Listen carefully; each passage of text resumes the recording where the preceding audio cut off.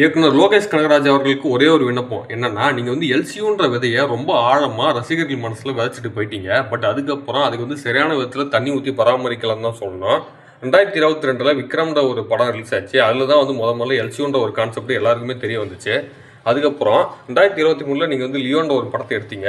அது வந்து கண்டிப்பா எல்சியூல இருக்குமா? அப்படி இருந்தா யார் யாரெல்லாம் இருப்பா? அப்படின்ற ஒரு எதிர்பார்ப்புல மிக பெரிய அளவுல கிராண்ட் ரிலீஸ் ஆச்சு அந்த படம்.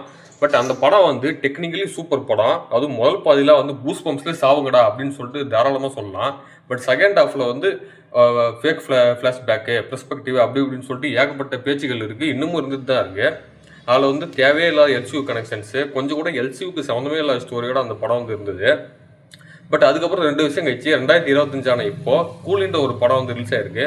பட் அது வந்து என்னதான் எல்சியூ இல்லை அப்படின்ற ஒரு நியூஸ் வந்து தெரிஞ்சாலுமே அட்லீஸ்ட் வந்து ஒரு படமாவது சாட்டிஸ்ஃபேக்ஷனாக இருக்குமா அப்படின்னு கேட்டிங்கன்னா, இந்த படத்தை வந்து பார்த்துட்டு பாசிட்டிவ் ரிவ்யூஸ் சொல்லணும் அப்படின்னா, நம்ம வந்து படம் பார்க்குறச்ச ஒரு இயர்லி 2Ksல ரிலீஸ் ஆன படமாவோ, இல்லை 1990ஸ்ல ரிலீஸ் ஆன படமாவோ பார்த்தா மட்டும்தான் நம்மளுக்கு வந்து படம் வந்து சாட்டிஸ்ஃபேக்ஷன் ஆகும் அப்படின்ற அளவில் தான் படம் இருக்குது. படத்தில் வந்து ஏகப்பட்ட லாஜிக் மிஸ்டேக்ஸு, லூப் ஹோல்ஸு நிறைய சொல்லிக்கிட்டே போகலாம். அமீர் கானோட கேமியோவில் வந்து எதுக்கு தான் வச்சாரு அப்படின்ற ஒரு கொஸ்டின் வந்து இன்னமும் நிறைய பேர்கள் வந்து ஓடிட்டு தான் இருக்குது. ஸோ கூடிய சீக்கிரம் நீங்கள் வந்து எல்சியூ சம்மந்தப்பட்ட, அதாவது பியூர் ஆர்கானிக் எல்சியூ சம்மந்தப்பட்ட ஸ்டோரிஸோட படம் எடுத்தீங்கன்னா, உதாரணத்துக்கு ஒரு கைதி 2வாக இருக்கட்டும், இல்லை ரோலெக்ஸ் ஸ்டாண்டலோன் ஃபிலிமாக இருக்கட்டும், ஆக மொத்தத்தில் எல்சியூ சம்மந்தப்பட்ட எந்த ஒரு ஃபிலிமாக இருந்தாலும் அது வந்து உங்களுக்கு திரும்பவும் வந்து ஒரு நல்ல ஒரு கம்பேக்காக இருக்கும் அப்படின்றது வந்து என்னோட கருத்து. ஸோ கூடிய சீக்கிரம் நீங்கள் வந்து எல்சியூ பக்கம் திரும்புவீங்கன்னு நம்புகிறேன். தேங்க்யூ.